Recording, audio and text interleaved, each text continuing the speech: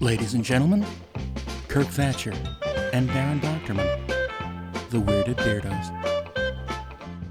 And it's the Beardos, and we're back again for a fun time, especially this week because we have a very special guest named you've heard him before on the Trexperts and hosting the retrospective of The Empire Strikes Back with the ILM folks on YouTube. It's our old friend, Mr. William George. Bill George, welcome. A man with two first names. You're twins, basically. When you guys ask me, will you be on the Bearded Weirdos? I'm like, well, I qualify. So the answer, of course, is yes. And there is no podcast called The Bearded Weirdos, Bill. Oh, there isn't? We're the Weirded Beardos. I'm so confused. I make the mistake every day. Yeah. But you don't present as a weirdo or a beardo. Well, now you are a beardo. But you didn't. You were always like the boy next door at ILM. I was definitely a weirdo. There was a bunch of weirdos, but you were very much like, the kind of boy you want to bring home to meet mom and dad. I always thought I was a clean-cut young man. You had a dark, twisted sense of humor, which is why we became friends. Bill's pretty low-key. Yeah. Well, for those who don't know him. Since we're on the subject of facial hair, there's a number of things that I'm known for. One of them is a little bit weird, and when people talk about it online, I'm not exactly sure how to take it. But one of them is that I'm always wearing striped shirts. Because there's all these photos of me working on Blade Runner, working on Jedi, and I've got striped shirts on. And the other thing is, facial hair, I had a mustache from very early on. Yeah. I can tell you the reason why both of those things were there, if you're curious. Yes. The mustache was there was because I wanted to be older, and I felt it made me look older, right? Like I was always the kid in the shop, and people called me Billy, people called me the kid, and I wanted to be older, and so that was my way of dealing with that. The stripes is I also wanted to be bulkier. I wanted to be bigger. And I read somewhere that if you wear horizontal stripes, it makes you look wider. And so that's what I wanted. Like Ernie. And it's interesting because people are like, oh, another striped shirt. That's I grew the beard and mustache for exactly the same reason. Yeah, me too. We were all working with people 8 to 10 years older. I was 19 when I started. Yep. And I didn't have a kid face. And so I kind of blended in a little more. But yeah, same thing. I just didn't want to be like, when I was clean shaven then, I looked like Pugsley from the Adams. Oh, that's not true. That's not true. Oh, well, I thought I did. But anyway, that's funny. I was the second youngest person at ILM when I started, as I remember, and you were the youngest. Fincher was younger than me by 6 months, so he was the baby. Wow. Yeah, in the model shop, you were definitely. I was the youngest in the creature shop. He was the youngest in camera. So we all were the babies in our. What project did he start on? I don't remember him being there in the very beginning, like when I got there in '81. No. He came in like 6 months later, 9 months later. He came in '81, but late '81. You and I started like March '81. I remember it was just after my 19th birthday. So I was I'd been 19 for like 5 weeks, and I started in March, and you were right around the same time. Yeah, I started in September, 81. Wow. Wait, of 81? 81, yeah. Well, maybe Dave came later. I thought you started like second indie movie. That's what. Well, at least that's when I remember him. No, he was there. He was there on Jedi shooting in the Matt department. Okay. Anyway, we were all there very long, but I thought he was 81 because we started hanging out. You know what it was, too? He was Craig Barron's roommate. And so Craig was very close in age to maybe a year or two older than I was. So Dave was his roommate. So maybe we would started hanging out. So in my mind, he was already working at ILM. But I do remember when he started, I was like, great, someone my age. You were 19 at Dave?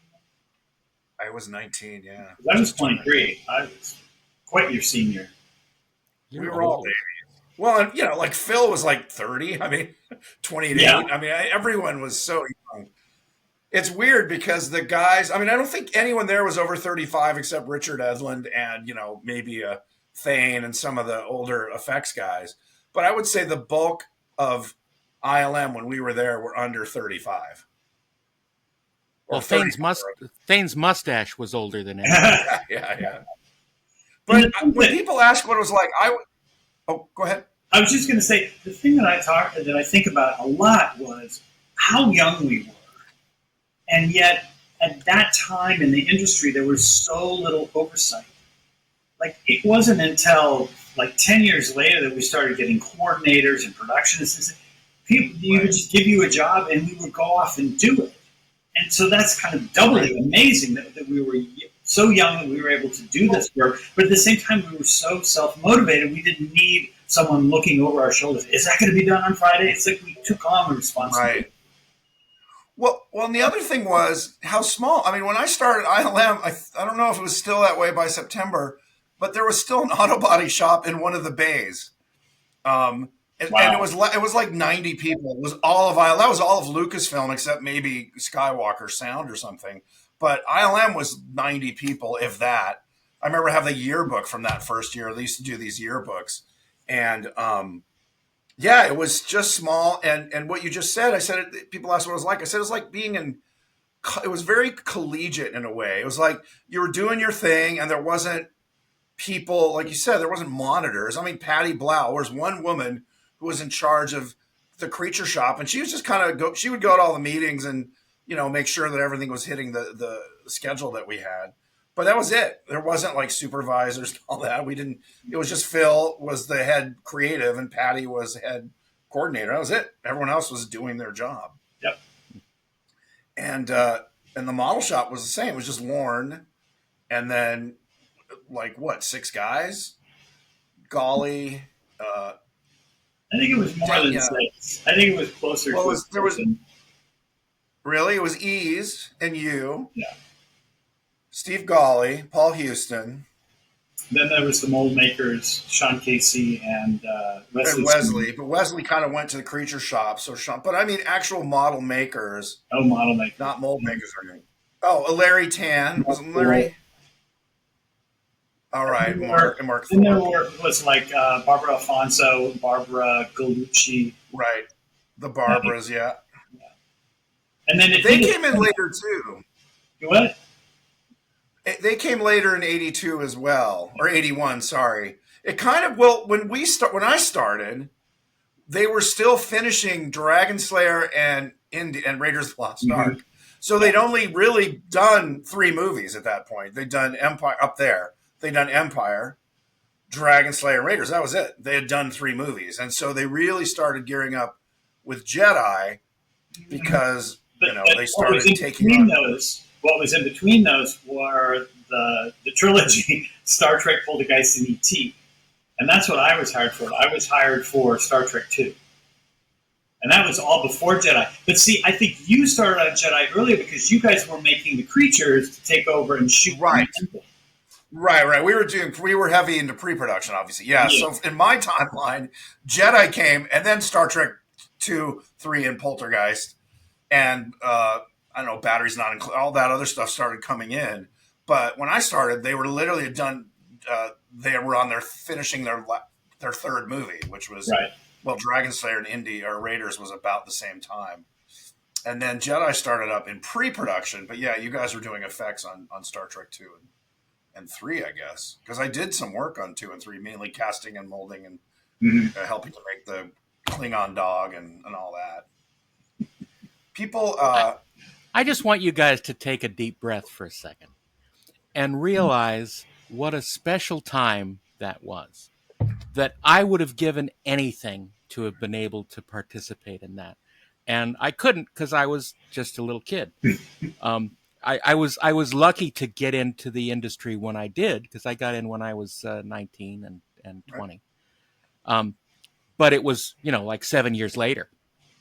Right.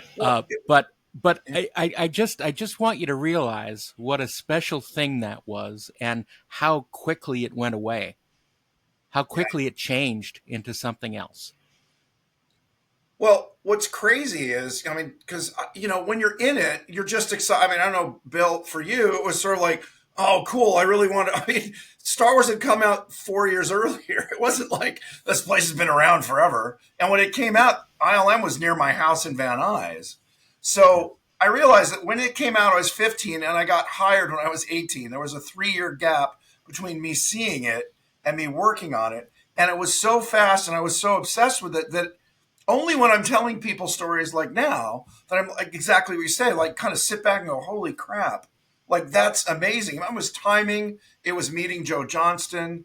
It was the fact that I was a nerd who didn't have a social life and I made rubber monsters at home. And, my parents were like, you can't make there's no job making rubber monsters. And then, of course, I get a job doing exactly that for like 5 years. But yeah, no, it was a magical time, and it was still the Wild Wild West. There weren't schools to teach you how to do any of this. We were all just super, like you said, Bill, we were super motivated. We had this little weird hobby that inspired by movies. And then Star Wars sort of kickstarted. I mean, George's and ILM have been given so much credit, and very rightly so, an entire industry of effects people, which used to be more like, guys who blew stuff up and built, models, but it wasn't this whole niche thing. That's become really niche with CG, but we were just a lot of it was timing. I mean, but Bill, I mean, I remember when you started and you mocked up something like in 3 days. I forgot what it was. You remember? It was the ET spaceship. Yes, you mocked it up in 3 days. A guy had been working on the prototype for 2 weeks, and I was supposed to start on Star Trek 2, but they weren't ready to move forward yet. So Lauren was looking around and he goes, why don't you work on this? He said, work on this. And I was just like, let me at it. And I think it was 2 days. It was done, painted, and on a scene. Yeah. And of course, I didn't realize I'd made my first enemy by making this guy look sick. It was taking way too long. I was in the art department because I'd go hang out with Joe and George Jensen and Nilo just, on breaks or whatever. And I don't think at that point, no, we'd moved. Yeah, if you were September, we definitely moved to the creature shop over in the building. But I remember being up there and they were showing this. And like, this guy, Bill, like, oh, the new guy. Yeah, he did this in 2 days. I'm like, what? I'm like, holy fuck. And how old is he? He's like 22 or whatever you were. Jeez, what an asshole. Yeah, exactly. They loved you because you could mock shit up fast. And Joe had been a model maker. And so nothing but everyone just was like, wow, you were like the hotshot kid. It was amazing. But I do remember the moment where everyone's looking at that going, he built this in what? You did all this in a day? Well, I do think people, when they used to find out I was a model, they say, oh, you must have so much patience. And I'm like, no, the exact opposite. I have no patience at all. And that's why I succeeded, because I just wanted to burn through stuff. I got bored really quick. And luckily that kind of dovetailed into what production wanted, was things done quickly.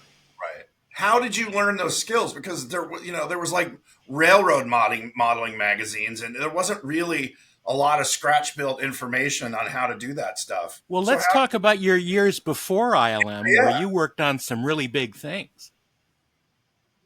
Well, yeah. I mean, when Star Wars came out in '77, I was in high school. I was a senior, and I really got motivated by it to start making models. And of course, as you know, the kits didn't come out for a full year and a half later, because it caught them by surprise.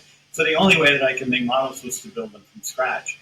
So I started doing I guess I'll make it out of balsa wood. And of course that was wrong. And those great magazines, the Cinefantastique, that changed my life. That and the making of Star Trek are probably the two biggest publications in my entire life. But the photographs in that, what they showed, and reading about it and learning, I made a bunch of stuff out of acrylic and styrene, kind of led me off in the right direction. But I was just doing it as a hobby. And you didn't have any mentors. There was no guy that showed you.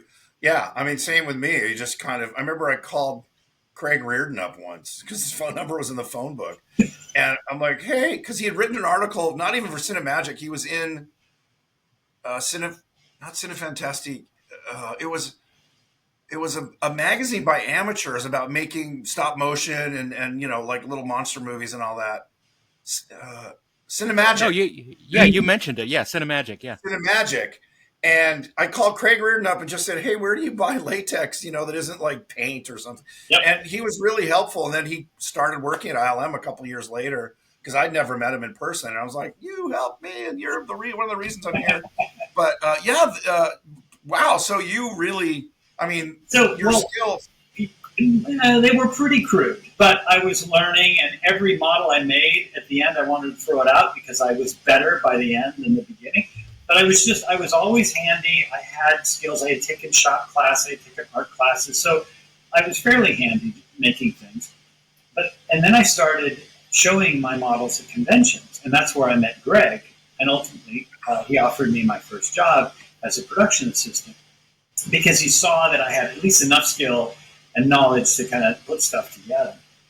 And that's when it really took off for me because seeing him, seeing Bob Short, and then going and working on Blade Runner and seeing all the guys from Art Center, Mark Stetson, Tom Pock, Chris Rock, I was just sucking it all in, watching what they do, and it's learn while you earn. And these guys were amazing. And so, of course, I just took on those skills. And watching Sean Casey make molds, watching how Greg Jean approached projects. You just, by being around these people, you kind of, by osmosis, take in their skills.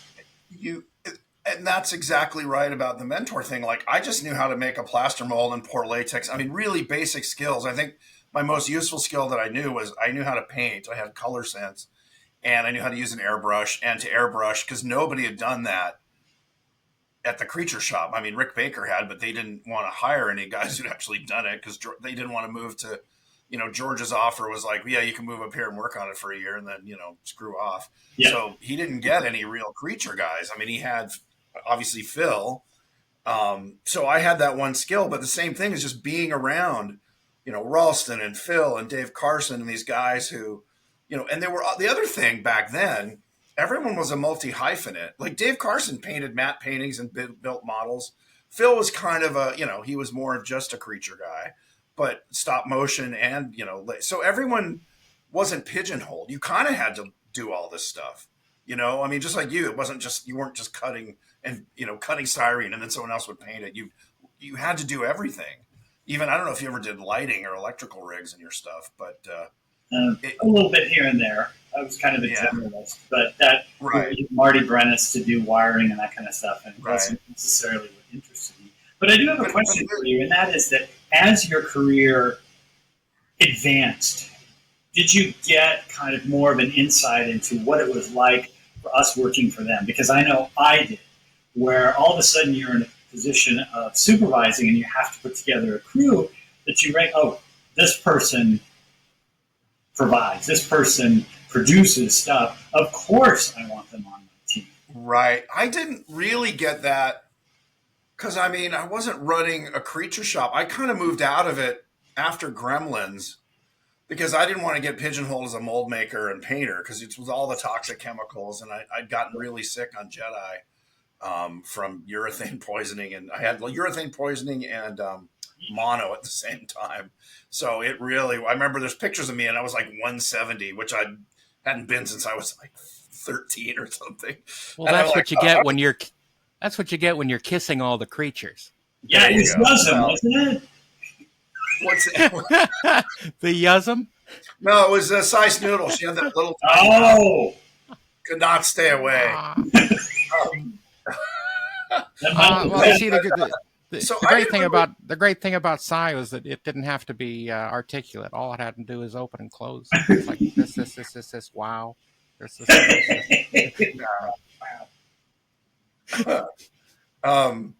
Yeah. So I didn't really. I wasn't really. Even a director, you had to put together a crew. You had to put together a team, and you understand. I started. You meet people and you know, I can trust this person is honest, they deliver, and how important that is. Well, when kids, people or anybody, but ask me like, how do you get a job in the business? I said, be indispensable. Have a skill that it might not be glamorous, It used to be like be a clapper loader, know how to, change lenses or know how to, glue styrene onto styrene or whatever it was. Have a not sexy skill, but is mandatory. But And the then bigger thing is be reliable. well, yes. I mean, what is it? Woody The- Allen said 90% of it's just showing up and yeah, yeah. yeah. But and I guess quote unquote a lot of artists have a problem with that. But I was like, I showed up early and stayed late just and also because we loved it. It wasn't like anyone's like, oh gosh, I gotta stay another hour and work on Star Wars. Yeah. It's just like, can I have a key so I can come in early and say yeah, yeah. You in particular, the things you have done over your career, like being Leonard's assistant, like how that happened. Once again, he must have seen something in you, an experience that is trustworthy. Yeah, I think. Thank you. I think part of it too is we hit it off. I get along with people, but the thing was, like when I met him and he said what he's looking for, I was like genetically engineered. I had already done Star Wars, Jedi, Gremlins 1, a little bit on Poltergeist, Star Trek 2 and 3. I was on set on Star Trek 3, and he felt on Star Trek 3 that ILM and the producers had kind of done end runs around him because he didn't know effects. He was from the acting, school of things, and so he wanted someone who knew the effects side of things. And I just left ILM like a year and a half earlier, and I knew everybody. And so when he heard that, and I remember him saying, "You're part of my team. You're not production." I ended up becoming associate producer, but he said, "I want you on my side. So if they tell me something, you can say that's true or not." And yeah, but Yeah, he put you on the Timoy. yes, I was on Team Nimoy. Well, it's funny because it wasn't adversarial, but he definitely felt like Harv and Ralph were kind of like, especially on 3, because it was his first big movie, and probably rightly so. They were a little more, hey, what are you doing? We want to make sure, and maybe not telling him everything because they just didn't want him to work. Whatever, I don't know. I didn't ever ask them, but he had that feeling, so he wanted. And that's how I got the job. I was, like I said, almost designed for that position, and it was cheap. I mean, I think I got paid less than I got to work at ILM because I moved back home with my parents. I'm like, well, I'm not going to turn this down because I want an extra $100 a week. It was $400. It was $80 a day, is what I think it was my starting salary on Jedi, and it went up like the next year. So I went back to $80 a day. And I didn't complain, but then I found out later that it was coming out of Leonard's salary. They wouldn't. He had an assistant. Paramount's like, screw you, we're not getting you another assistant. Yeah. So he paid me out of his own pocket.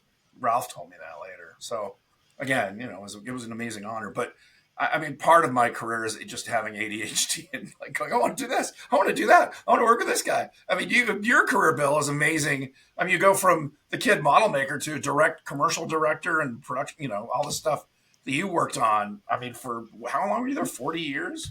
42 years. 42 years. Wow. But, that is built on being there a long time, developing relationships, stage guys, art department, and all those things. You had a good eye. And where did you develop your taste? I mean, working with Greg Jean and all that. No, because you became a great designer too, not just I can look at a drawing and build that. No, I think I'm okay. But it reminds me a bit of Darren as well, in that he's very passionate about what he does and the work and the films that we know and love, and that comes across. And I think that's a big plus too, is having that passion. Because let's be honest, in this industry, that's sometimes what it takes. Like you said, it's not necessarily about the money. It's about this is something I've always wanted to do. And Darren, you've been posting a bunch of artwork that you did for the Abyss, which has been fun to see. Well, that's whenever I'm out of work for a long time, I have to put up pieces of artwork to remind people that I can do shit. but it was interesting that you mentioned George Jensen and Nilo, because I got to work with both of them later on. I was mentioning I posted something from Master and Commander that I did, and one of the great things that happened on that show was that they brought in George Jensen to work on it. And I went, holy shit, this is amazing. And it really made me step up my game and try to do better with him standing right next to me at his table. Um, and that's one of the great things that working with great people helps you to do. It helps Right. you to get better. And I think that's one of the secrets about it. And Nilo, too. I worked with him on the remake of Absent Minded Professor, which was called Flubber. Oh, Flubber. And that's where I got to work on some stuff, and Nilo was brought in, and he was working on things too, and we got to be friendly on that show. And but again, it's this sort of standard of quality and design and eye that you can get from watching other people work. Absolutely. What qualifies as like top, good work? Or, that is a good design. Yeah, That is a good storyboard. That is a good yeah. model. That has a good silhouette. How can you differentiate between crap and the rest? Right, right. I mean, it starts because you're interested in it, like you said, Bill. Yeah. You absorb it as a kid, and you go like, "Why do I like Star Wars more than Krull?" You can't point to it because you just know, well, this worked, and whether it's story or Oh, model. I can point to No, well, now you can. it. You just feel like that wasn't good. This was good. You just, and I don't know. Maybe other people thought Krull was great, and I don't mean to pick on Krull, but the after Star You're Wars, picking on Krull. well, it's low hanging fruit. But so Bill, so you started in the model shop because I don't know if a lot of people know your career trajectory because you were a model maker, but then you became a director. Well, I went into the art department after the model shop. Right. That's what I mean. So, and it happened. It happened after Inner Space, which was an amazing project to work on because I had been working on hard surface spaceships for so long, and then all of a sudden it's the inside of the body. Huge fan of Fantastic Voyage, and it was a comic takeoff on that. I've been very lucky. I've worked on a lot of comedies, which doesn't necessarily happen in our industry. And I've also worked with a lot of female directors, which I didn't necessarily go after, but it kind of just happened. But after Inner Space, I got an offer to work in the art department, and I thought, well, why not? I kind of felt like I had done everything I needed to do in the model shop at that point and wanted to try That was something. right around the time that I first met you. Really? Yeah, because I remember because I think Van Ling had been in touch with you and talking back and forth. I think maybe through John Bell, the other John Bell. The other John Bell. And we got to hear about your exploits on Inner Space. And at one point, you guys were trying to get rid of the submarine. And if we had a way of bringing it down to L.A., we could have it. we never managed to do that. But you came down to L.A. for some reason, and we had been working on the Museum of Science and Industry exhibit of visual effects, and we worked on the power loader, and Stan's people worked on the Alien Queen for that central display piece. And I got to show you around the exhibit, and that's the first time I met you. That's awesome. I remember that. I remember the exhibit. I have photos I took of that day as well. Yeah. So, okay, so you move into So then you got into the art department, yes. But my question is, were you doing like Photoshop or were you drawing marker stuff? This was pre-Photoshop. Right. You could be an art director without having to draw. Sure, you had to have time. Yeah. What they did was they would put me, like my first show was with Mike Owens. He was supervising Caddyshack 2. And this is another kind of interesting story that I love to tell people is it was this piece of crap little project that kind of didn't amount to anything. However, who was the crew? Well, Mike Owens was the effects supervisor, and the ILM felt that he could help someone like me with a little more of an eye to move things through, and he was fantastic to work with. I think we really were a good pair. Our producer was a new guy. Nobody had ever heard of him, Jim Morris, who now runs Pixar. Yeah. And then his coordinator was, the name's escaping me now, but she ended up being the head of PDI for a number of years, Gail Curry. So, and it just shows how even a shitty little project like Caddyshack 2, making connections, making friendships with Yep. people. At that point, they're going to move on and they're going to pull you up with them. So incredibly valuable. So you're now an art director. Yep. And is Doug Chang there yet? Was Doug there? Oh yeah, I think so. Yeah. Yeah. Well, he and I went to UCLA together, and I had gone back. So I met him.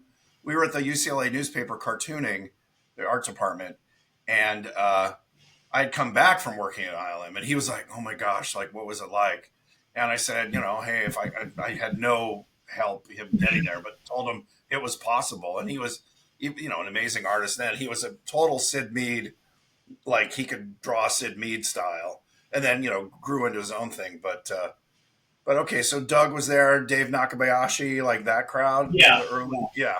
But they would put me on projects where I was needed just as kind of an eye more than Right. an illustrator. I mean, I could do basic storyboards, but they were pretty crappy. Later, of course, when Photoshop came along, I had enough skills that I could do concept pieces, just Photo collage, basically.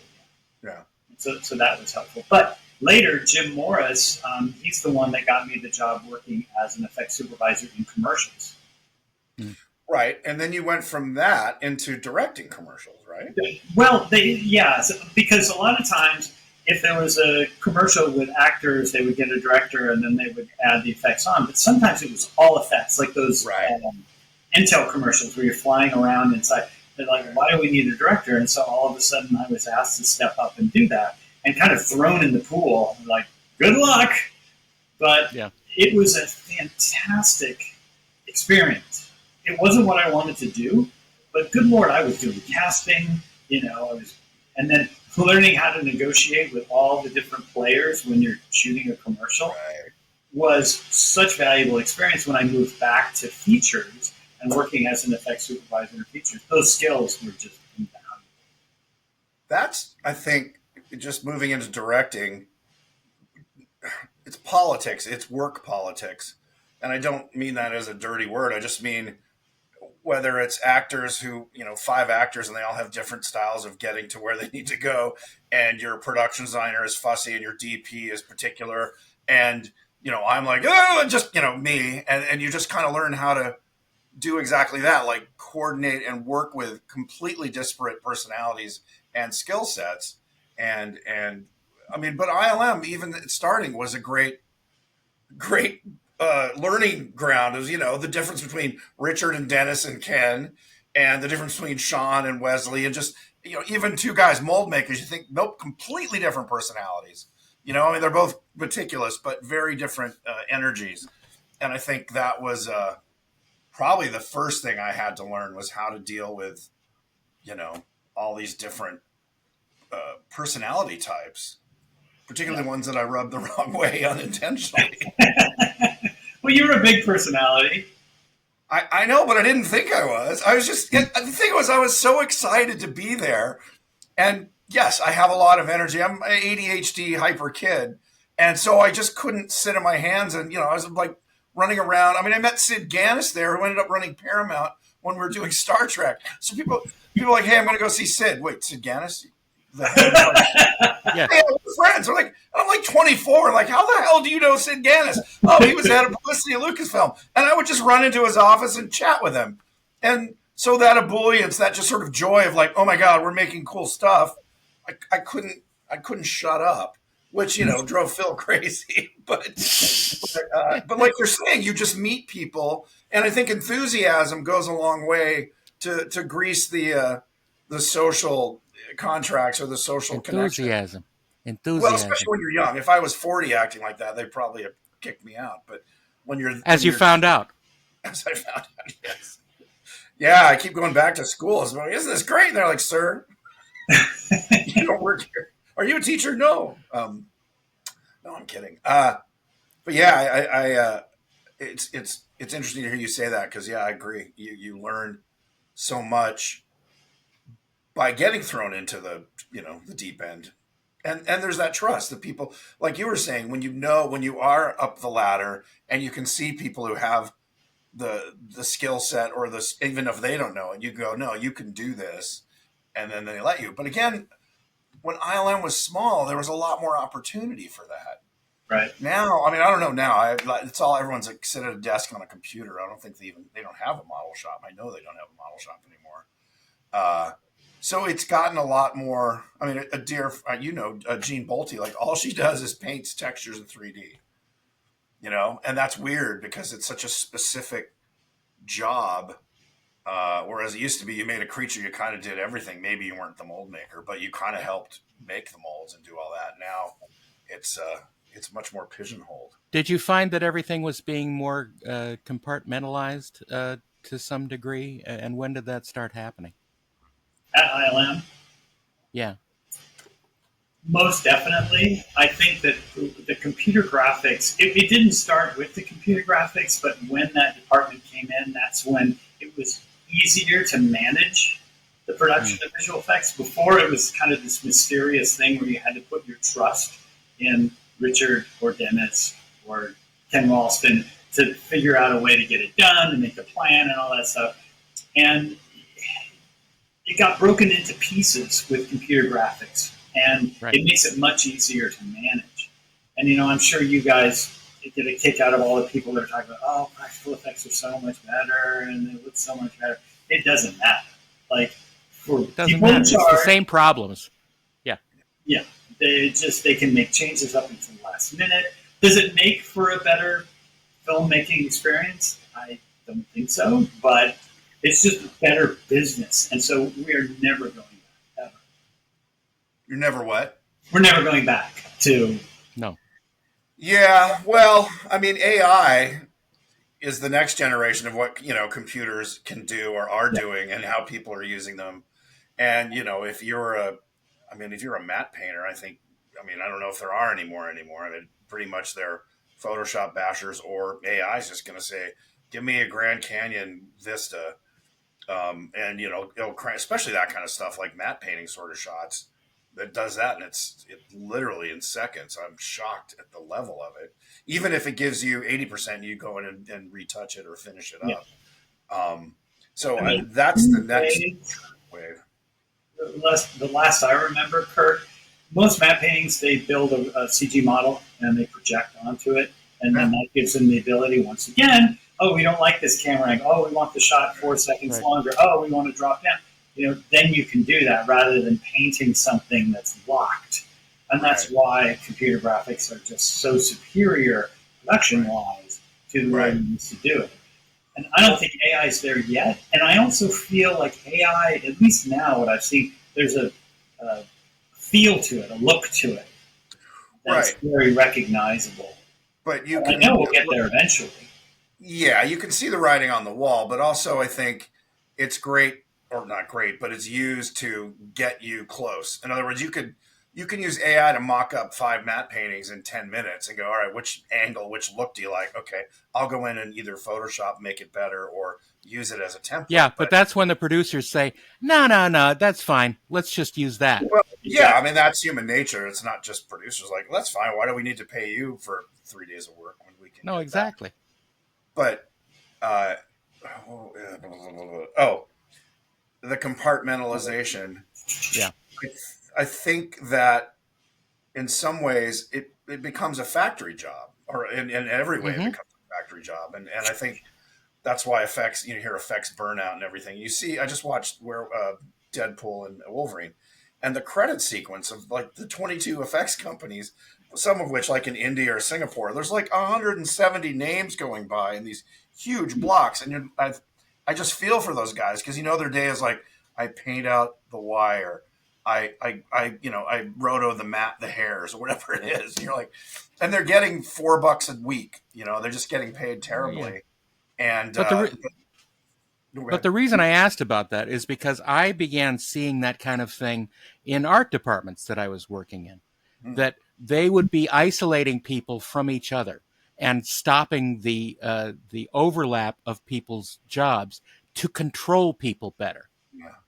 So that you couldn't compare notes with other people about what was going on. You were just kept in your own lane. And that is a management style that is intended to keep the workers dumb and to keep them from asking foolish questions.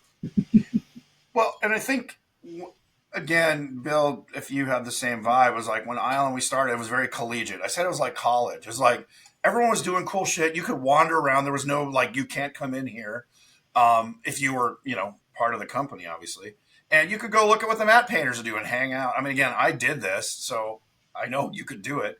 But everyone kind of was looking and helping on everything. They'd have meetings like, all right, this is the thing we need to do in Poltergeist. And if you had an idea, they were, you could chip in, whether it was Dennis or Ken or whatever. And it was much more of a, like an art, I just remember an art school vibe where it's like, everyone's doing cool shit. Let's talk about it. Let's, lunch. And we're all kind of obsessed with it. Nobody was like, oh, thank God I'm done. It's lunchtime. Let's go, not talk about movies or effects or how we're going to pull this off. And there was a degree of invention, which I think, unless you're a software writer now, is kind of lost. It's like, well, you can use Houdini or you can use, whatever the software is, but you're not creating a new way of doing something. You're just going, all right, maybe we can, use this to do that, get that achieved effect. Or like, oh, Houdini's great at this, or, Nuke is great at that. Just use that. Or it used to be like, how the hell are we going to pull this off? And so there's a lot more invention going on. Even, how we're going to build this model, how are we going to get this model to look like it's the scale that it's supposed to be with all those tiny lights. And I remember the copper on Jedi, using the etched copper plates to give it that scale of a little time, just looked like, that thing was the size of a planet. And that kind of, how are we going to skin this cat, was really exciting. And I think in the effects world, it's particularly with computers, that's kind of gone. It's like, well, we know how we're going to do it. We just got to get 500 people to, paint out black lines or cables or, clean up hair. And that's how it is. So it's become factory work, which is sad. Yeah, and I think it goes beyond that, though. What Darren was talking about earlier, and I don't want to be the old guy that's, it was so much better in the past. But when I look at the classic designs of ships from Star Wars and Star Trek and Kroll and all these things, there was something about it that just seemed magical. Maybe it was because I was younger, but when I look at them compared to the stuff I'm seeing nowadays, it feels very corporate. It feels like a formula.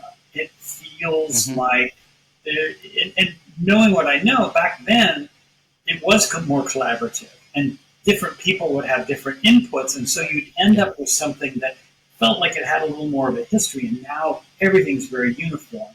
And I noticed something toward the end of my career where I would get these approved pieces of concept art, and you look at them and they're like, wow, these are beautiful. But then you had to translate what you were seeing into something three-dimension with panels or detailing, and it didn't work. And it felt like the shift was to beautiful illustrations, not beautiful designs.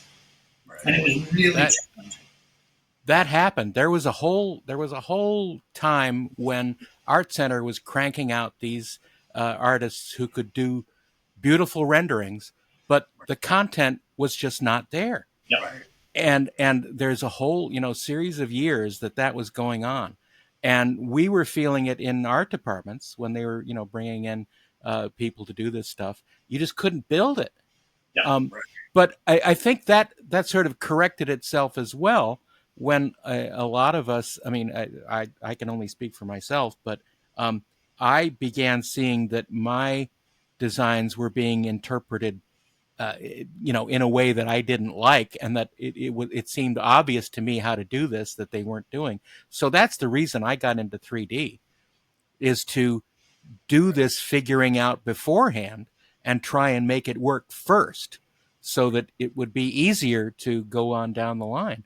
And that helped me survive for a few more years and work. But it was a really serious problem because there was, like you said, a whole sort of section of artists who just looked pretty, and that was it. That was the only consideration. It was surface. And yeah. I find that with creature design over the years, where things like the Gremlin and the aliens are just like really unique stuff, and with 3D modeling software, what we've gotten is incredibly detailed bad designs. It will have a scale and a pour and a hair everywhere, and it's so busy you don't know where to look. Yeah.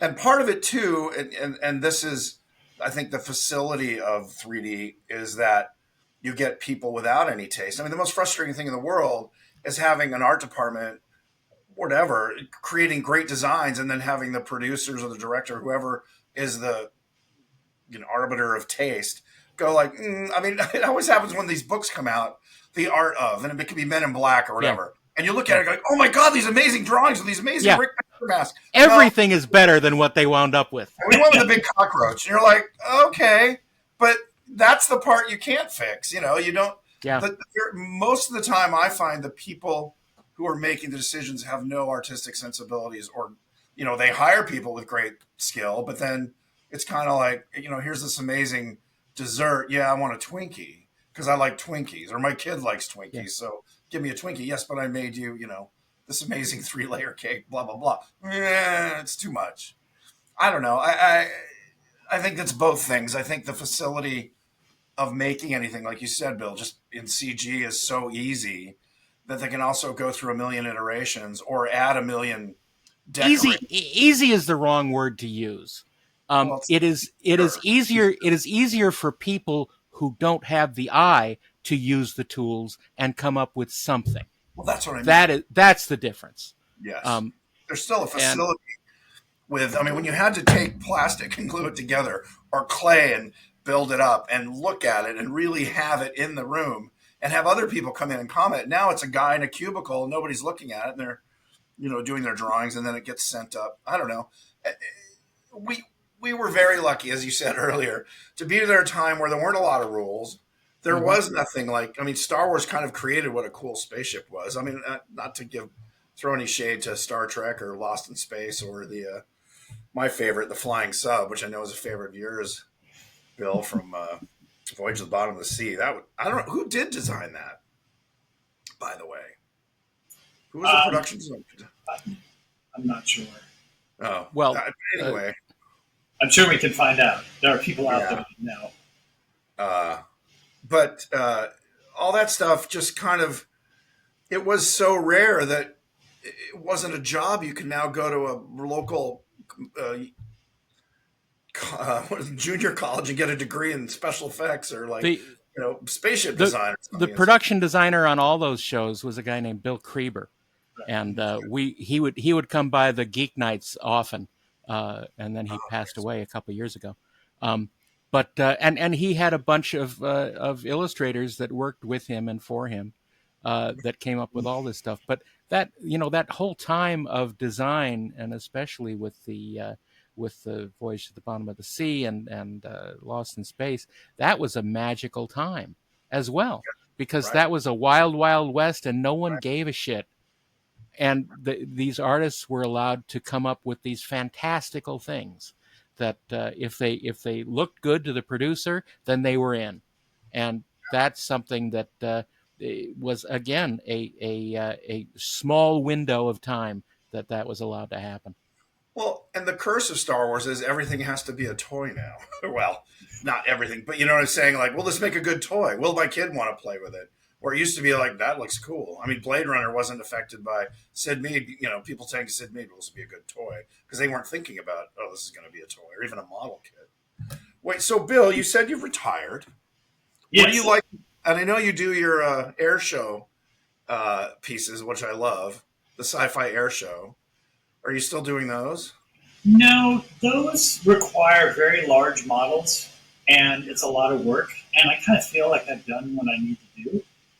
So nowadays I'm more just building things for myself. Like I'm working on a Vulcan shuttle right now, a studio scale Vulcan shuttle. Oh, that's lovely. Really fun. It's a very challenging shape, but I got some great reference materials. I'm having fun with that. And I'll be taking it to Wonderfest. I'm making it so it all comes apart in the fit and suitcase, because that's important. That's probably a task into itself. What were some of the favorite designs you worked on over the years at ILM? Oh, well, the Klingon Bird of Prey, of course, which was an interesting thing because there wasn't a drawing for it. There was just Milo describing. I mean, the only drawing he did was of this muscle guy, and he told me I wanted to look like a football player, and I wanted to look like this, and go do it. And that to me is an example of what we were talking about earlier, where he wouldn't connect all the dots. He challenged you Yeah. to kind of figure it out.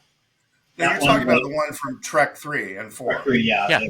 The green Which one. the only thing was, there was the Katinga, I guess, the original big battleship from the original series. And Right. so did Right. it go, it's a smaller version of this, or what? Nothing. You didn't. He just described it to me. Wow. What about the green color? Did that come from you or him, or? So the green, it was supposed to be a khaki color.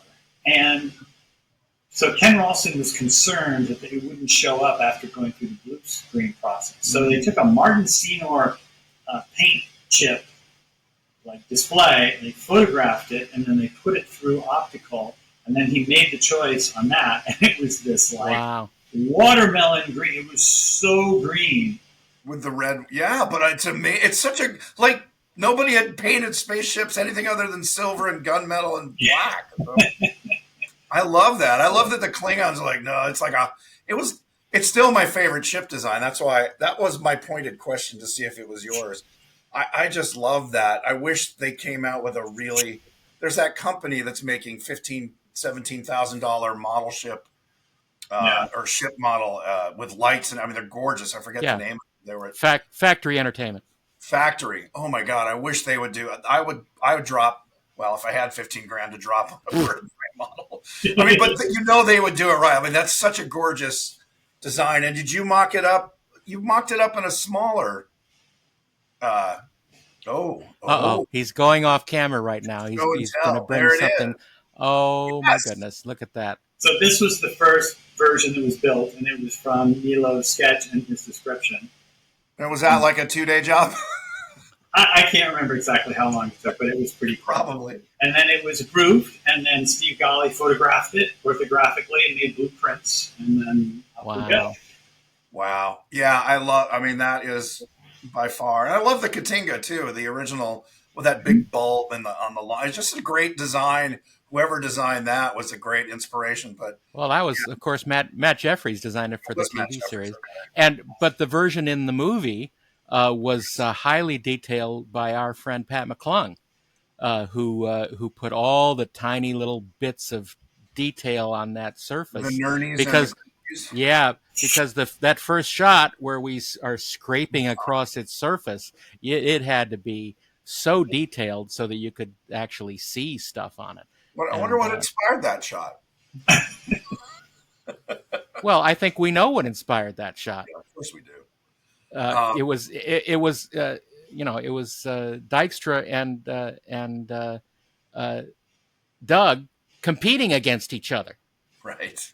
Dykstra's team did this amazing shot with the Klingon ship, and that inspired Doug's team to say, "Oh yeah, well we'll do something like that." And they made that amazing move on the Enterprise for the final shot of the movie. And that's what helps things get better, is when you have healthy competition between working artists. Hey, speaking of the Enterprise, today we're recording this is Star Trek Day. Yes, so that's correct. Is the fact. What is your favorite Enterprise? Your favorite Enterprise iteration, William? Being a model. I don't think it do any better than the one from the original series. Wow. I'm a purist. I mean, no, seriously, there's nothing like it. I followed closely. I'm not arguing with you. The refit for the Star Trek the Motion Picture, beautifully done. And then I would have to say the Excelsior. Yes, the Excelsior. That's what I'm counting on. What about you, Darren? I absolutely love the original series version, but I have to say that my first love is the refit, because it actually felt like it was the real version of the TV show. And I've always loved it. And it's a truly amazing design challenge to try and up something that is already so great. And I think they were extremely successful. They subtly changed the shapes of it and made other parts, very sexy and new. And the amazing Art Deco train feeling of the engines really just pushed it into a new realm. And the the guys who did that for the movie are really uh, belong among the demigods in my book. Okay, outside of Star Trek, favorite ship design? That's you, Bill. Oh, Yeah, you're our guest, so this is really tough. you don't have to have worked on it. Do you have one that you Yeah, like this? no, I mean, and it's just that it's so obvious. The Millennium Falcon. I think what I love about that is it's so unusual. Well, Yeah. both the Enterprise and the Falcon don't look like spaceships. In your mind, you think spaceships. They just kind of threw it all out. Yeah, absolutely. I'm 100%. That and the Bird of Prey are my favorite non-Star Trek ships. They're just such great designs that Well, don't look like anything else. And you, the you introduction to it, the first time you see it, this incredible reveal shot. And yeah. what does Luke say? What a piece of junk. Yeah, it's just like the exact opposite of what you're feeling. Right. And Yeah. that is what was so brilliant about that film. What a I piece mean, of all the junk. ships in Star Wars were such unique shapes. You know, the Death Star. I mean, the Star Destroyers, just a big triangle. I Well, mean, that's the thing. I mean, the magic about that is they all have such unique right, shapes to them. right, And it starts with you look at it and you immediately get the feeling of it. You know what the idea is, and the right, details are just enhancing it. right. Um, and that is part of And great design. I know Colin Cantwell was very involved in the early in Star Wars. Do you Hmm. know what he contributed, like between he and Joe and I guess uh, Lorne? I don't know. Like I know Joe was very involved in the design, as was Colin. I wasn't around then. I think Colin was one of the first people that George hired Yeah. to help, illustrate his vision. And Colin had done a bunch of drawings, of which this is one right here. That's one of his X-wing. Oh, there it is. Um, and then It's he built way in the background. prototypes of those. And then, like the Y-wing prototype that he built, uh, Ralph McQuarrie photographed and did paintings for the Y-wing Right. from that. And of course, those paintings were instrumental in being able to sell it. Right. But then when it went to actual production, I think that's when Joe got involved. And some of the Yeah. things that Colin had done, the wings were a little too thin, the details were a little too pointy. And Joe, I'm guessing, got the orders to make it a little chunkier, make it a little beefier. We got to put motors inside these wings to make them move. It Right. can't be this thin. Right. So it got a little bit chunkier. And plus to make it easier to photograph for blue screen so that pieces wouldn't disappear. Exactly. Exactly. And Joe had his own sensibility too. He'd take it and Yeah. bust it out. And we were talking about concept art a little bit earlier. Back then, this is a Sid Mead. This is a Right. Bob McCall. This is a Ralph McQuarrie. And I feel nowadays they're all really nice, but they're all feel very uniform. Well, is that part of it because we are now steeped in a spaceship language? Like we know, back then you were still inventing stuff. I mean, if you look at the 50s, 40s and 50s pulp magazines, even to the 60s, spaceships were either kind of a classic rocket ship or maybe a sphere with, laser pointers or something. And then suddenly Star Trek and First with their weird ship designs. I mean, again, the Enterprise is just so unique and just stands out even now, like whatever's come since. In design in general, like all these movies, Alien, Gremlins, I still tell Chris Wallace the Gremlin design is one of the few unique creature designs done after the Creature of the Black Lagoon. That and Geiger's Alien, everything else looks like, oh, that's a wolf, that's a werewolf, that's a swamp monster. They're all kind of like blend together, but those unique designs that, like you said, they're all kind of, I don't know, the term I use is blandardized, but it could be just because there's so much volume now because of the success of that genre that you're like, And okay, everything is being made to be done much faster. I think that's also a factor, because people are being forced to, for lack of a better term, rip off other stuff and make the deadlines. So I think that's another factor in it. I will give credit to Nilo Rodis when we were doing Star Trek 4 and we had to have this alien menace, the ship that was going to help start destroying the Earth and tearing up the oceans. And people were saying, well, it's got to be impressive and huge and alien. And I remember the meeting where Nilo comes in with a black, basically cardboard tube with a big ball on it. And I remember I was like, okay. I gave him shit for it. I was like, not in the meeting, but later I said, man, you lazy bitch, you lazy bastard. And Nilo took a joke, he took the joke and he's like, no, I like, how much detail can we put on it? Like, I thought, let's go back to basics. And Leonard was super intrigued by it. I remember he's like, literally fascinating. Ah, like, yeah, fascinating.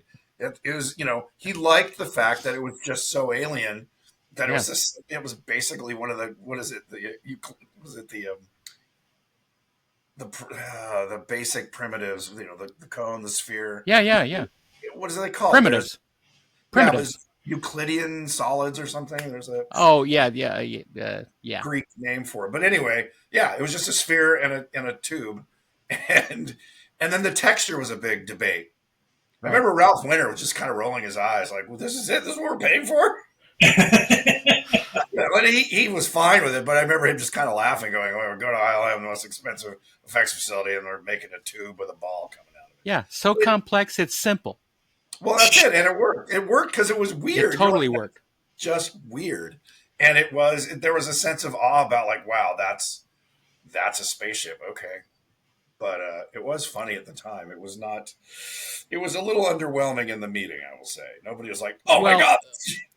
These designs are not for the meeting; they're for the movie. And that's the difference. But it has a relationship to something else that I know Bill is a fan of as much as I, the Doomsday Machine. Yes. Because that's something that is, it's deceptively simple, but it's completely alien, and it immediately shows its function, and you can understand it on a different level than just saying, oh, well, that's a shape with a lot of nerdy detail on it. It was a turd. It was not a turd, and it wasn't a windsock dipped in cement. And we're going to prove that. Someday you and I are going to prove that. We're going to prove it. Theory. Project Doomsday. And that, was what was successful about it. It's hard to do aliens. What was the movie a few years ago where the aliens were basically a giant octopi with they're just... Oh, yeah. And I was like, I forget the name of it, but they were just like big... Arrival? No. It was... But you know what I'm talking about. Where they in ink blots and circles. Yeah, the big soap dish arrives, and then it turns on its end, and then they crawl up inside it. Yeah, and it was alien. They were just weird, blobby, octopusy, squid-like things that drew shapes like Sumier ink blobs, and they were trying to figure out... Yeah, they communicated in coffee cup stains. Yes. But that's the problem. Like, you walk the line of, like, absurdity. Like, okay, you lose the audience because it's odd. But if it's alien to the point of being indiscernible or indecipherable, you're like, okay. It's like the Horta. Like, it works. Yeah. But if the Horta was the size of a mountain, it would just be like, okay, it's a mountain. It would be a mountain. Yeah. It's a mountain, yeah. But how lucky are we that we live in a time where there's so much genre material out there? Well, it's amazing. Yeah, be careful what you wish for. You may get it. Exactly. But boy, I can remember as a teenager, you got one, maybe two genre pictures per year, and that was it. Yeah. And the rest were just crap. And now there's so much. And yeah, we can be I think we're a victim of that, where we're super hypercritical. We're spoiled. Yeah. But occasionally something does come along that's really inspired and really good. And I just, the fact that, they're still making Star Trek, they're still making Star Wars, regardless of whether or not they appeal to me, they're still out there, and I get to look at them, and I feel so incredibly good. Planet of the Apes, all these things that I grew up with, Right. They're still out there, and that's Yeah. fantastic. What's your latest design, ship design, or any design that you've seen that you're like, that's amazing, or that really stuck with you? Uh, I mean, you can say it hasn't been in for 30 years. I don't know. There's no wrong I, answer. there's not much that kind of strikes my fancy these days. I feel like it's all just very kind of bland, Yeah. and it's derivative of something else. And for me, it's like, well, why not go with you? Yeah. Is there a designer, industrial designer, or anybody that you go, I wish they would, Raymond Loewy, like whatever, whoever it is.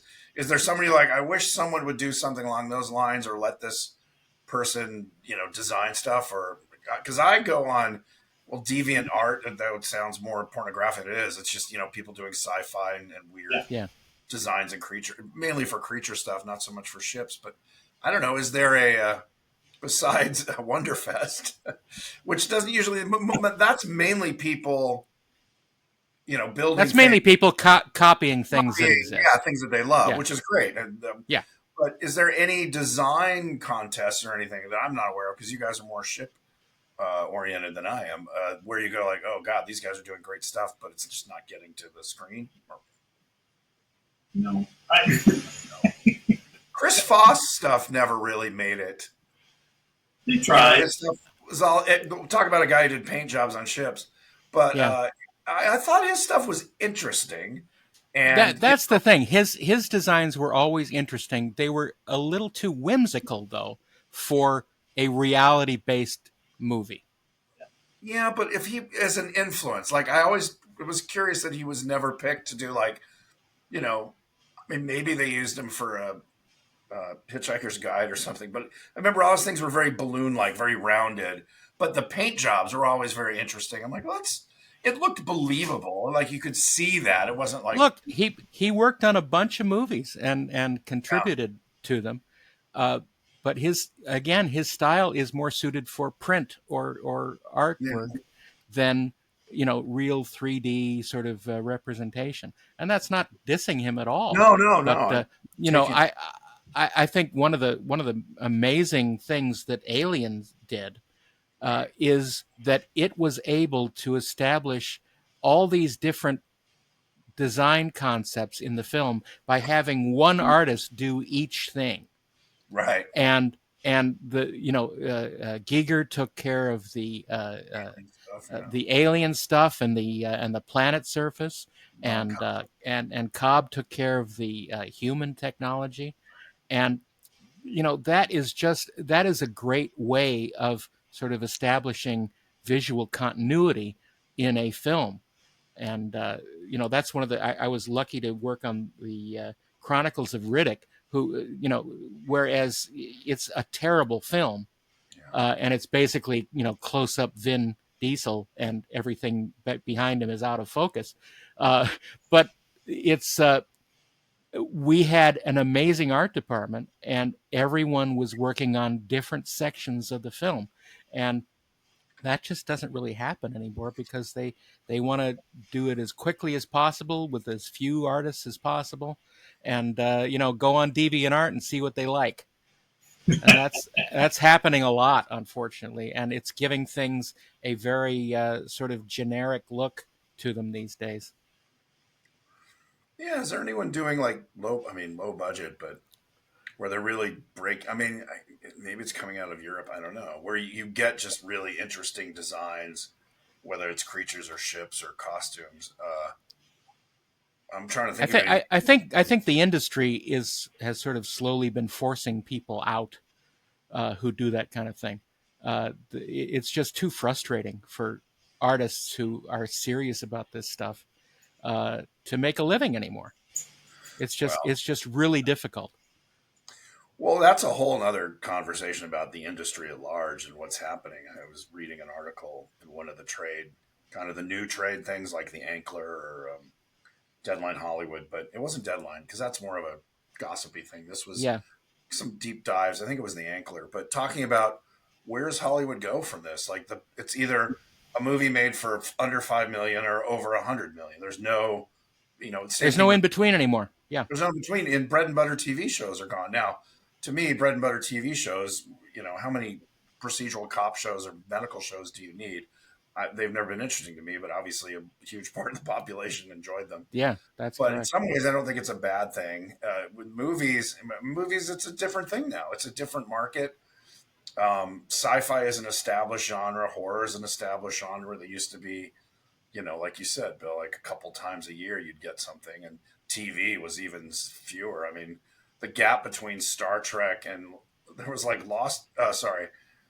Space 1999 Yeah. and Star Trek, and that was it for years. Yeah. And that's all we got. I mean, you just had to either like one or the other, or you liked both. And then Star Wars hit and suddenly, kind of reestablished it as. But even on TV, it was still few and far between. And before that was Lost in Space.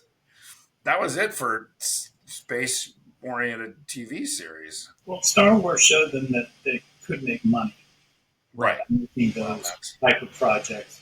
And then that opened the floodgates. And then after 20 years of that, kids growing up with that stuff, then it's cool. Because You're right. boy, It's part of the culture. when I first started going to conventions, it was pretty nerdy. Yep. And now you go to like Comic-Con or something, and it's full spectrum, and it's cool to be a nerd. There's stuff that's way more nerdy.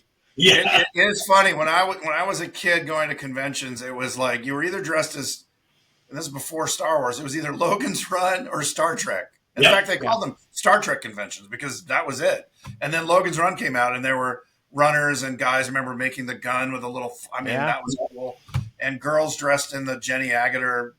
Some probably shouldn't have worn it. That was it. And then Star Wars came. Yeah. And you could buy, I think I still have in a drawer somewhere, the little life crystal that you could stick in your palm.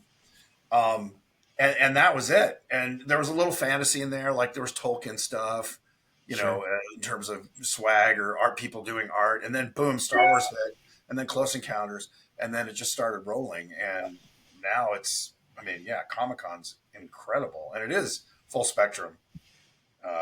Every walk of life, every fetish. Yeah. Yeah. The Weirded Beardos are Kirk Thatcher and Darren Doctorman. Email them at theweirdedbeardos@gmail.com. Boba fetish.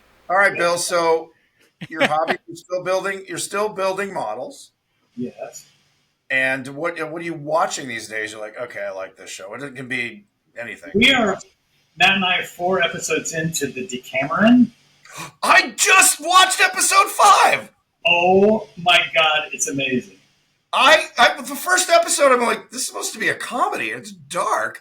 But then, man, episodes 2, 3, and 4, but it gets dark. It gets dark again. You're like, okay, this is amazing. I'm here.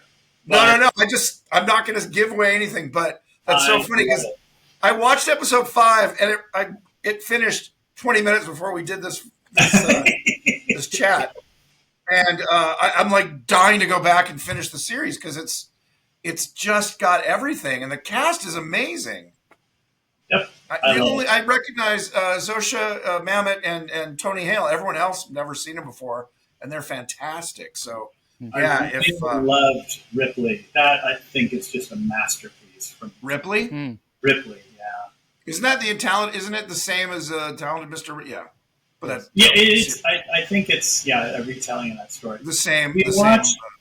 I don't know why I did it. I guess I was a glutton for punishment. But we watched the new Time Bandits all the way through.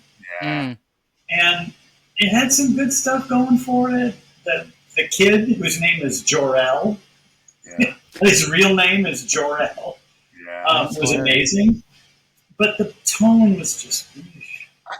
I agree. I wanted to love it. I thought, and also Lisa Kudrow, no shade of her as an actress, but I thought the character was kind of like boring, and Terry Gilliam, what he created was completely bananas. And they said, well, it's like, let's make it safer for kids or something. In fact, there were times when I thought, is this being made to show to school children to teach them about history? Because, the kid, and I get it, he was a big fan of history, but he would kind of, do a laundry list of, we're going to see so-and-so. And but using it as expos, whereas Our Flag Means Death did a much better job of that. We're like, this is amazing. And you look it up, like, that's a real person. That was a real guy. That was a real pirate queen. That, to me, was what I'd hoped Time Bandits would have been. I was disappointed. I didn't hate it, but yeah. Yeah, I I didn't felt hate it either. It had a lot of talent in it. They were trying really hard, but it was just when everybody's a goofball, then nobody's a Then goofball. nobody is. Yeah, yeah, yeah. It well, they reminded weren't me even. of the Sausage Party, that movie, where it Oh was yeah. like they Right. turned every dial to 10, and then it's just after 5 minutes you're like, Okay, I get the joke. Now yeah. what? You needed some Did you like context. Our Flag Means Death? I just watched one episode. It didn't. It felt very goofball to me too. It no. Okay. Season 1, I said, okay, it's Monty Python doing Pirates of the Caribbean. Yeah. Watch season 2. It becomes a romance, kind of a out of nowhere, but it totally works, and it suddenly gets very real. Like there were moments where I was moved, and I kind of watch these things like, yep, okay, move on. And it was, and it was a gay romance, but it didn't seem forced down your throat. It just was like, I get this works.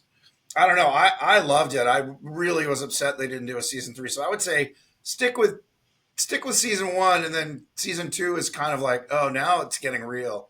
I don't know. I loved it. Was that their ad? A gay romance that's not That isn't forced down your throat. Yeah. Shoved down your throat. You Yeah. gotta shove it somewhere. That's what our tagline used to be. Ladies and gentlemen. Weirded Beardos. Now you know why Bill and I have been friends for 40 years. Remember we used to hang with the animation, the Roto department. And you had that character. What was the little girl character you used to draw? Eileen. Eileen! I thought her name was like, no, it wasn't Ellen. There was this, and I'm not going to give too much away, but Billy drew this hilarious. It wasn't me. It wasn't me. But you were a part of it. I was a part of it, but no, that was totally created by Jack and Ellen Lickwood.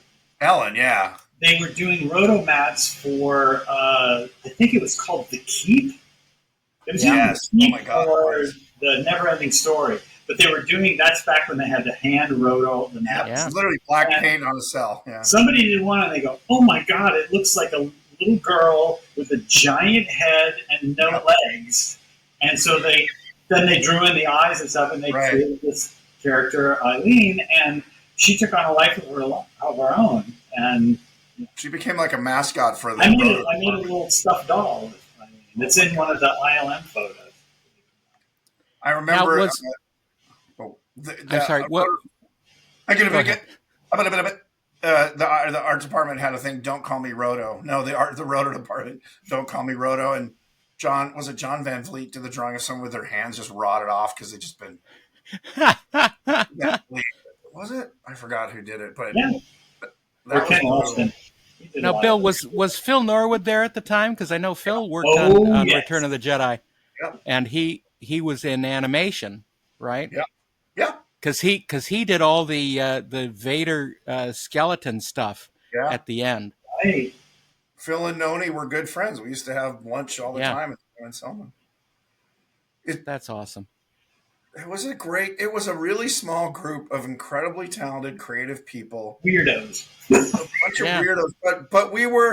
But the thing was, we felt normal there. Like, all your friends, when you're doing your stuff, like, oh, you're weird, you're the odd kid. And then there, you're like, oh my God, we're all the same in that weirdness and creativity and sort of, it wasn't anarchy, but there was, remember George's quote, give these guys enough pizza and beer, they can do anything. And that's what it felt like. Just keep giving us crazy shit. We'll make shit up and it'll be cool and we'll do more. And I miss that a lot. I would say the Henson Company, when Jim was around, had that energy. Mm-hmm. Let's make cool, weird stuff and have fun with it. And then it just, when companies aren't run by creative individuals, it becomes factory jobs, which is, I think, that's probably the biggest problem. I mean, look at Peter Jackson's company. They kind of took on the mantle of like, let's get a bunch of guys who, make weird, crazy shit. And they've done really well with it. I know it got sold and it's become corporate now because I forgot the name of the company that bought it, but it seems to be the lifespan of creative enterprise. I believe Wayland Yutani bought them. No, it was some software company. I thought you were going to say Wayland Flowers and Madam bought them.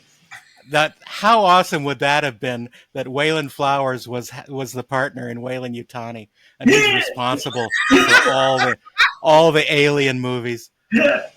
How awesome would that have been? I just want to see the blood bleeding. Oh. That calls for a Photoshop of the chest burster with Madam's head on the front of it. Chin bursting out. I love it. Bill, thank you so much for spending this time with us. We've gone a little over, and I'm sorry, but it's so much fun to hang with you and talk about stuff that we love. Yes. And I appreciate you being with us, and I'm sure Kirk does too. He just won't admit it. I have no soul. I have no feelings. I enjoyed reminiscing about the olden days, William. It's always a pleasure to see William. both of you. William. And I hope we I'm always have missing a really Wonderfest this year. Yes, I will be there I will be there in 25. You weren't there last year, Kirk. No, I you was weren't. There, I was there last year. I wasn't there this year. Right. Oh yeah. I don't know. Even we this went to calendar year. We went to that guy's house who sponsored everybody. Quincy. Yeah. That was amazing. There was That's that awesome. model maker from Japan who made those, and he barely. Yeah. Yeah, that was great. I All right. don't get invited to those sort of parties. That's fine. No, he only you invited, guys. invited the people who were the guests. Yeah. I was a guest. No, you weren't. I was a fucking guest. I was. No, you weren't. No, Yeah. No, I was. you weren't paid to be there. Oh, look how beautiful this is. Oh my goodness. It's coming along. Now What's you know that? when it. Two When lightsabers. it's, yeah, right. When it's done, you're going to have to stage a photo with you, just like the Andy Probert photo from I Starlog. was thinking about that. Oh, there you go. Oh, that's wonderful. Cool, It's really man. fun. Well, Bill, I'm so glad that you keep going and doing this shit because it's awesome. All right, we're gonna you and I are gonna get the Eileen movie going. Who? Oh, Eileen? We're gonna do an Eileen movie with a puppet. I'll send you some images. I think you guys will Oh enjoy my it. goodness. Just with their little pigtails or ponytails poking out. And Darren, there's a Star Trek connection, which I think you will appreciate too. Yes, tell me. Oh, I'll send it to you. Oh, okay. All right. Ooh, secret. Ooh, Nice. yeah. Don't share with our guests, our listeners. Well, thank you guys. Thanks, Bill. This Thank was you, great. Bill. Hope You to are see you are now an official Weirded Beardo. Thank you. Thanks for inviting me. Congratulations. We won't I'm tell them. honored. Take care, man. Take care, and we'll see you next time Yeah. on the Weirded Beardos. The Weirded Beardos are Kirk Thatcher and Darren Doctorman. Email them at theweirdedbeardos@gmail.com.